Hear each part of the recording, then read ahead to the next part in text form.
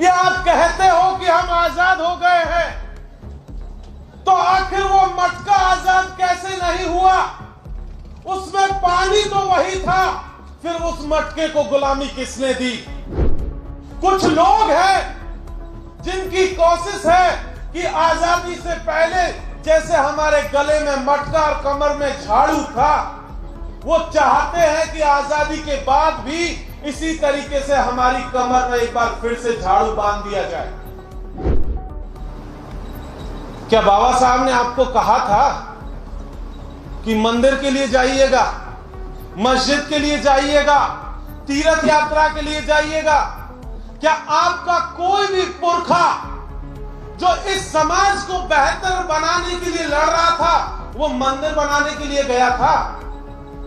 फिर आप मंदिरों के पीछे क्यों पड़े हुए हैं, ये बताइए। आपको मंदिरों ने क्या दिया? क्या आपका मंदिर आपके लिए स्कूल खोलने के लिए आया था? क्या आपका मंदिर आपको रिजर्वेशन दिया था? क्या आपके मंदिर ने आपके घर में अनाज पहुंचाया था? जिस दिन आप भूखे थे, जिस दिन आपके घर में कुछ नहीं था खाने के लिए, पूछिए आपके मंदिर के पुजारी को, किसी दिन रोटी लेकर के आया था आपके लिए? चून दे के आते हो, गेहूं दे करके आओ, और कुछ मोटा अनाज है तो वो भी दे करके आओगे, जेब में नगद है तो वो भी दिया, घर में खीर बनी, भैंस भी आई, पहली खीर उस पुजारी को जाकर के दे करके आए। आपका बेटा, आपकी बेटी घर में भूखे बैठे हुए हैं, लेकिन पहुंच गए पुजारी के यहाँ चढ़ावा लेकर के। आपके देवी देवताओं के हाथों में हथियार क्यों है? आपके देवी देवता हथियार लेकर के कर क्या रहे हैं? आपका कोई भी पूर्वज हथियार लेकर के घूम रहा था?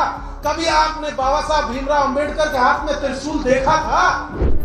आपने ज्योतिबा फूले के हाथ में बंदूक देखी थी? जयपाल मुंडा के हाथ में तोप देखी थी?